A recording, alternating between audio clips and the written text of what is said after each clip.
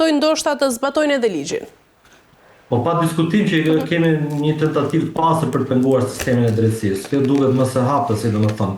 Dhe jemi në një situatë ku kemi dy lloje drejtësisë në Shqipëri. Një që ndjek qytetarin e thjeshtë dhe një që ndalon këtë dera e ministrave dhe nuk mund të bëjë një hap më tutje. Këtu kemi bërë një presion të hapur politik.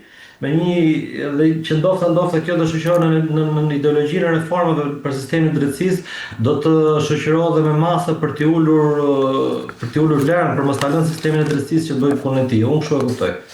Nga ana tjetër, zoti Luku, e gjithë kjo përpjekje andos që të shndrojë kuvendin dhe të gjitha institucionet e drejtësisë në një stret të korrupsionit të qeverisë?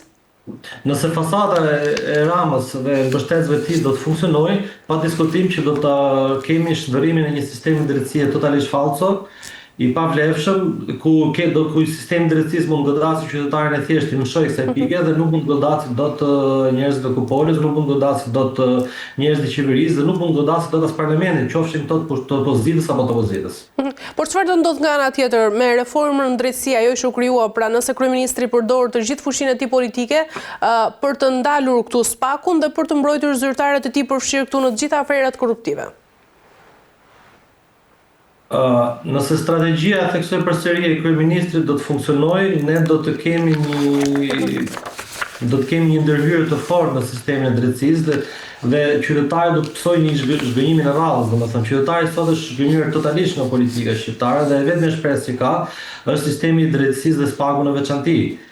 Nëse politika shqiptare dhe sidomos në këtë moment kur kërkojmë të bëjmë ndryshime në një situatë që përballemi me akuza të drejtë për drejta, nëse kjo strategji do të funksionojë dhe spaku do të ulet ritmi i tij, domethënë do të vetë para pamundësisë për të bërë drejtësi, zhgënjimi qytetarëve do të jetë një niveli shumë të lartë dhe nuk e di, domethënë kjo do ta vëjë në diskutim politikën shqiptare, kjo do të vëjë diskutim qeverinë, do të vëjë diskutim sistemin e drejtësisë. Edhe do të përfundojmë duke pasur një nivel besueshmërie shumë të ulët në të gjitha hallkat e pushtetit. Zoti Luku, nga ana tjetër, e gjithë kjo mbrojtje ndaj zëvendës kryeministres Belinda Balluku mund të shërbejë tashmë si një tregues se Shqipëria po hyn në një fazë ku askush nuk pushtet, nuk është më i prekshëm dhe ku ligji dhe drejtësia nga ana tjetër mund të shtypen nga frika, por edhe nga presioni politik i ushtruar dhe duke çuar kështu vendin drejt një krize të thellë institucionale dhe morale nga ana tjetër. Unë sa po e thash të gjë që ju të më pyetët, pa diskutim që tentativa e Ramës dhe gjithë pas mbështetësve të tij është që neve të arrijmë në këtë pikë, nuk është se atyre intereson shumë nëse humbet apo jo besimi te drejtësia, me ideologjitë e tyre, me kapin e mediave do ta propagandojnë si një risit veten.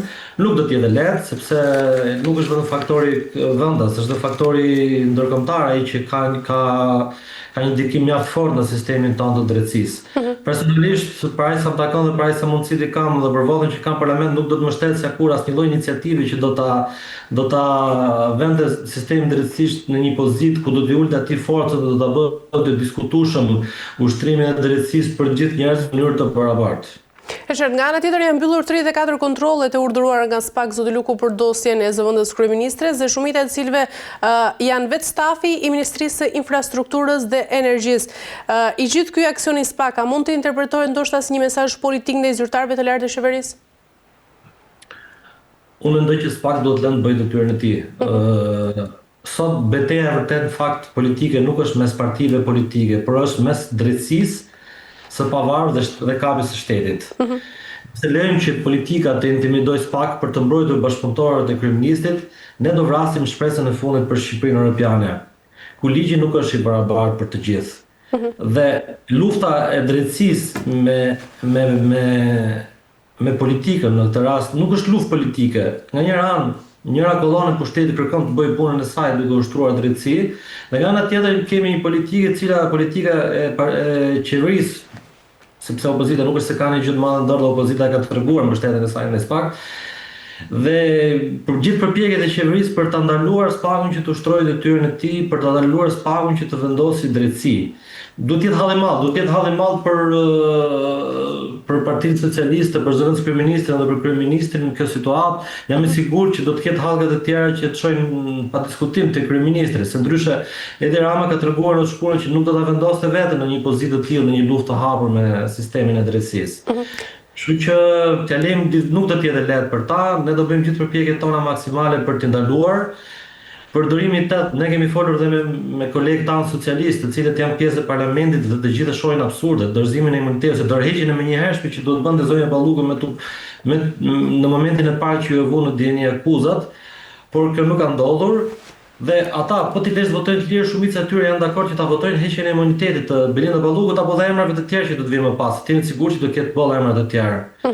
Presioni i madh politik brenda Partisë Socialiste do të ishte një gabim i rënd politik për Partinë Socialiste dhe do të ishte një gabim që më shumë do të shkonte në dëm të vendit dhe të qytetarëve të lirë. Zoti Luku, si mund të interpretohet këtu edhe fakti që policia e shtetit nuk është lejuar të marrë pjesë në këto kontrolle që janë kryer në kontekstin e marrëdhënieve mes institucioneve, pra mes institucioneve shtetërore, mes SPAK dhe BG-s? Kjo ka të bëjë me atë që ka thënë në vazhdim, duke vendosur kufirin që këtu nuk mund të hyjnë. Kjo linjë është e pa dëpërtueshme për sistemin e drejtësisë dhe për gjithë strukturat e tjera që lidhen me SPAK-un.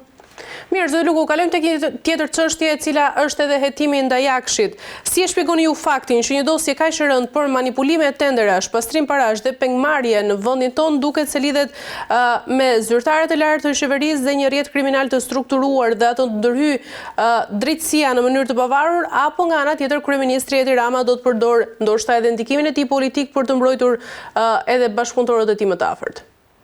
Atëherë, ajo që po ndodh me Akshin dhe të gjithë gjërat e tjera që rrotullohen rreth korrupsionit të Akshit dhe ngjarjeve të pengmarrjes të tjera që kemi, po na tregon hapës që korrupsioni nuk është më një devijim individual, domethënë nuk është veprimi i një individi, po është devijimi i një instrumenti të tërë operacional i sinkronizuar në mënyrë perfekte.